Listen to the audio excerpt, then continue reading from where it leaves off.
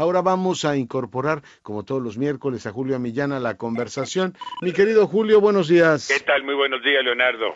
Oye, pues ¿cómo ves las cosas y qué tema tienes para hoy? Bueno, mira, antes de tocar el tema que quisiera yo comentar contigo como un espacio de reflexión sobre el futuro de las democracias, déjame expresarte que realmente la cobertura que has hecho y lo de NRM y todo el contexto ha sido fantástica, ¿eh? Muchas O gracias, sea, yo Julio. creo que fue de lo más demostrativo de responsabilidad, de calidad periodística y de objetividad. O sea que realmente es un gran esfuerzo y en un área que es pues crítica, que para México va a ser y será y continuará siempre muy importante.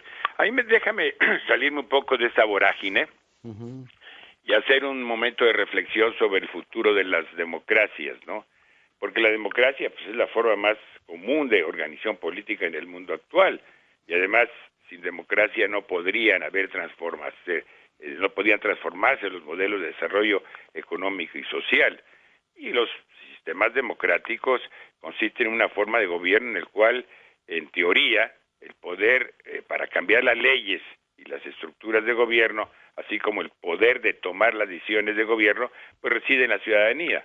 Y encontramos dos modalidades, lo que es democracia directa, que son las decisiones tanto legislativas como ejecutivas son tomadas por los propios ciudadanos, que es un proceso, y la democracia representativa, ¿no? Las decisiones tanto legislativas como ejecutivas, pues son representantes agrupados en partidos políticos, escogidos mediante elecciones libres, que actúan representando los intereses de las sociedades. Ahora, en ese sentido, existen a lo largo del mundo a través de partidos políticos, hay regímenes de partido único. Existe únicamente un solo partido, los casos de China, por ejemplo, el caso de Cuba, ¿no? Ujú. Luego, democracias bipartidistas. Hay dos partidos compitiendo, como es el caso de Estados Unidos, ¿no? Que normalmente siempre ha sido y se ha manejado así por muchos años. Luego, democracias multipartidistas se consideran un sistema moderado si existen entre 3 y 5 partidos. Se vuelve un sistema polarizante si hay entre 7 y 10, y atomizado si se Ujú. tiene más de 10. Y la mayor parte de las democracias en el mundo funcionan bajo este régimen, cosa que me es muy llamativo, ¿no? Y por su parte, por ejemplo, en una reflexión del sociólogo Zygmunt Bauman, Ujú. de los que tú lo conoces, lo has leído muchas veces, de los más relevantes de esta época, le atribuye a un colapso de confianza el que él considera como una crisis de la democracia. Ujú. Por ejemplo, es importante considerar que el vínculo entre el poder y política en manos del Estado, pues se ha ido terminando. La política tiene, digamos, las manos como cortadas y el poder se ha globalizado, pero las políticas son tan locales como antes. O sea, el poder es globalizado y las decisiones políticas son locales.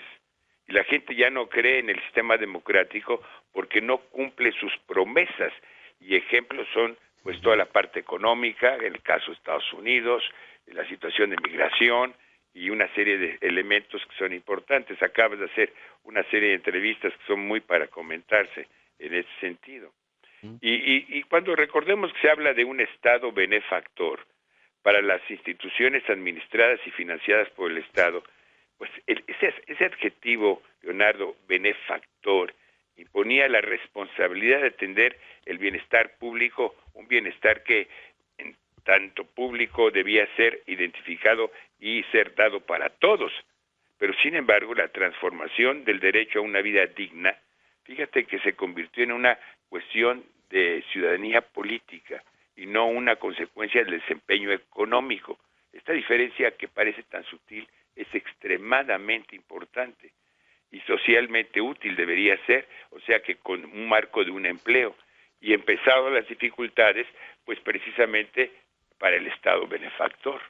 Y esto hace que en un contexto general, en otro aspecto, pues la democracia moderna se hizo a la medida de las clases medias.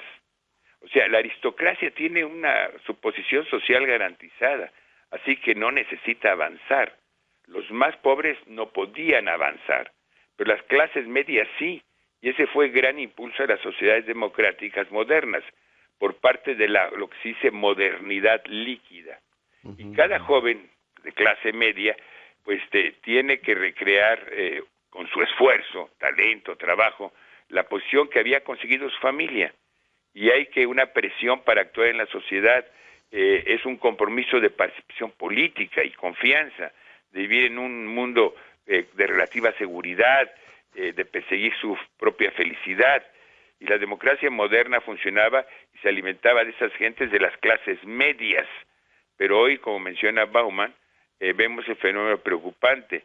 La élite política ya no habla el mismo lenguaje para la gente y presta poca atención a sus problemas reales, y es lo que está generando la separación de poder y política. Y este elemento, este fenómeno, es lo que marcó mucho el cambio de la decisión en las elecciones de Estados Unidos. Este concepto que ha creado precisamente esta disyuntiva entre el discurso y la realidad. Y yo creo que también está el concepto de democracia líquida o delegativa revocable, que parecía que ello está marcando pues parte de nuestro futuro, ¿no? La democracia líquida es la posibilidad que tiene la sociedad civil de participar activamente en la toma de cualquier decisión, la posibilidad incluso de ceder el voto a un representante cuando el votante ya no quiere participar. La democracia líquida cambia los establishment, o sea, lo que señalabas hace un momento. O sea, este es el concepto que está sucediendo en el mundo y construye cosas como lo de Brexit, pero también otros elementos. En la democracia líquida ha estado señalando cómo el mundo está cambiando sustantivamente. Y yo creo que el futuro, déjame ir un poco hacia el año 2020, habrá se irá fortaleciendo los gobiernos democráticos porque van a tener que hacer una lectura correcta y las gentes van a ir cambiando. Yo he visto en el sentido del que CEPAL maneja lo que es para los próximos años la alerta democrática y creo que sería interesante comentarlos. Son 4 escenarios de la democracia para América Latina. La primera es la democracia en tensión, o sea, una democracia en apariencia, insatisfacción con la política, en donde el poder está concentrado y en disputa entre diversas fuerzas políticas económicas, generando frustración social. Es una vivencia de tipo. El segundo es la democracia en movilización. Esto se genera con presión, movilización, creatividad popular, planteando grandes retos a las estructuras tradicionales del poder. La tercera es la democracia en agonía, una democracia secuestrada, dominada por el crimen organizado y de generar temor y un sentimiento de derrota a la ciudadanía. Y la cuarta es la democracia en transformación. Es un compromiso con y fortalecimiento de la democracia, una redistribución del poder político, emergencia de nuevos liderazgos e innovación institucional. O sea, pues si tú te das cuenta de esto, estamos viendo cómo cuando existe el índice de satisfacción en la democracia, es un indicador que se genera especialmente para Latinoamérica, tú lo conoces perfectamente, que se dice el ¿cómo dice? Es el latinobarómetro. Barómetro, sí. Sí, en el 2016 decía que 56 de cada 100 latinoamericanos consideran a la democracia preferible a cualquier otra forma de gobierno. Y en México la cifra es de aproximadamente 27 de cada 100. Y en México estamos más encontrados con la democracia, pero tenemos mayor satisfacción en lo que corresponde a la parte económica. O sea, hay una dicotomía en ese sentido, ¿no? Y yo creo que el contexto general en esta reflexión, Leonardo, en los próximos 10 años veremos, pues sí, una consolidación de democracias, con políticas que son de democracia líquida, con unos cambios estructurales sustantivos.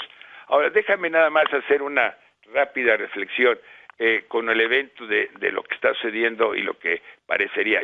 En algunos casos sí se ha sobredimensionado el aspecto relacionado con lo que puede pasar con Estados Unidos. Ujú. Pero en otros lados no tanto, o sea, tendríamos que estar mucho más fortalecidos. Nos va a obligar a cambiar muchos de los paradigmas que nosotros traemos.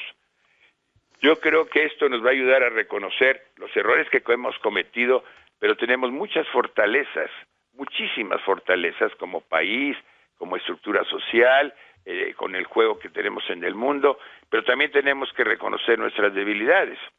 Y yo creo que en ese sentido, con la experiencia que ya ves uno tiene del trato de varios países en el mundo y cómo esto va funcionando y con el tiempo, pues yo creo que lo primero es que vamos a tener que, no solamente, todo el mundo está hablando, ¿qué vamos a hacer con los Estados Unidos? ¿Qué vamos a realizar con ellos?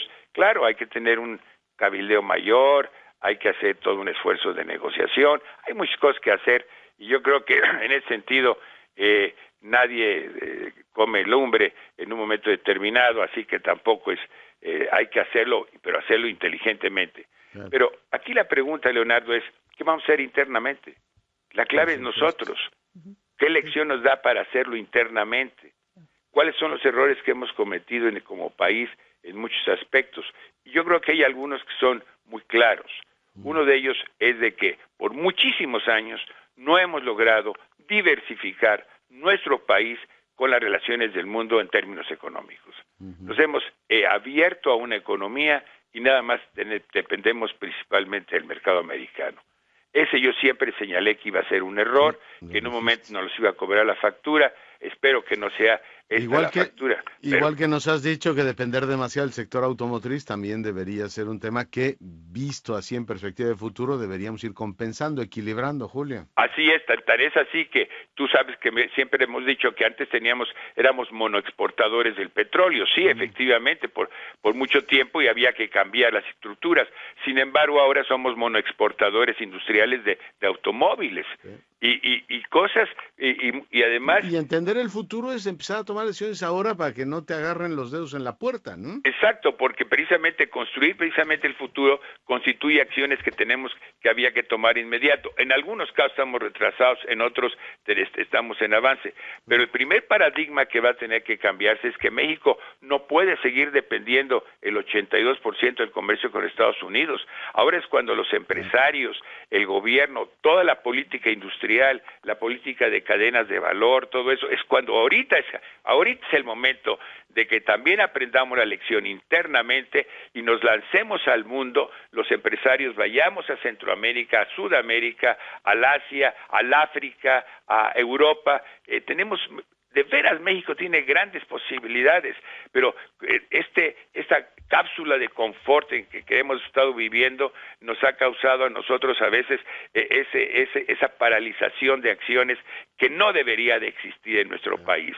Y claro, con las dicotomías políticas, como estamos viendo, que se llama democracias líquidas, entonces estamos viendo cómo el Estado benefactor ha cambiado y entonces las exigencias son muy altas y tenemos un sistema multipartidista y todo esto tendremos que irlo arreglando y nos puede ser, así como es un riesgo, así como existe en crisis riesgo, también existe oportunidad.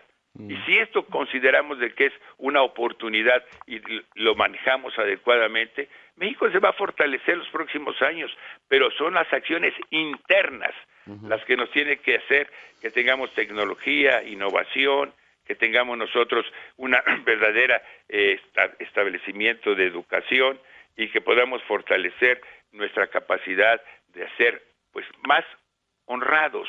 O sea, lo que yo insisto, que cada quien se convierte en una semilla de honradez para fortalecer el bosque social de México. O sea, mucha razón tienes, ¿eh? Digo, tenemos que cambiar, o sea, que no nos quede como el susto y que las cosas generales y además transitorias y como siempre sucede que es el dólar y que lo que va a suceder, los impactos y todo se focaliza en una circunstancia en donde tenemos que ver cuál es el futuro de las democracias.